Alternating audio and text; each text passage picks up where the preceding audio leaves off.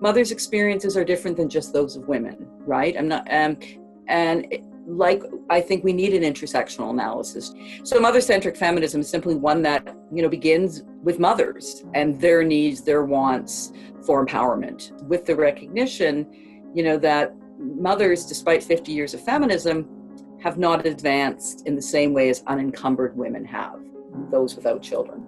This pandemic, I think more than anything, has emphasized and highlighted and magnified why we need a feminism for mothers. It is mothers who, paid the price in terms of leaving the workforce, in terms of doing 4 jobs at once with very little, societal or even family support.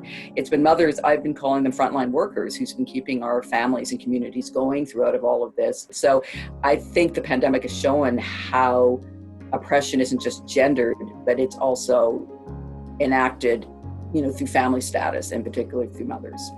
2 of my grants, the Connection and Partnership, look specifically at mothers in COVID. So the conference is called Building Back Better. So we're trying to learn from what's happened and take that as a starting point for better public policy, better research. Relatedly, my partnership grant is looking at mothers and COVID in Australia and Canada. Basically to say, what happened? What did you learn? What was hard? How do we need to better support mothers? So again, taking the pandemic as a learning moment.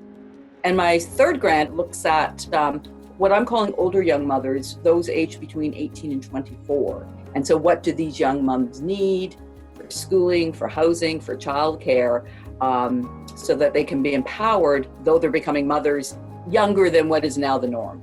It's to give voice to those mothers, to validate their experiences, to push back against negative stereotyping, and eventually, I hope, get a sense of better social and public policy in terms of what that would look like in terms of housing, schooling, childcare, and so forth.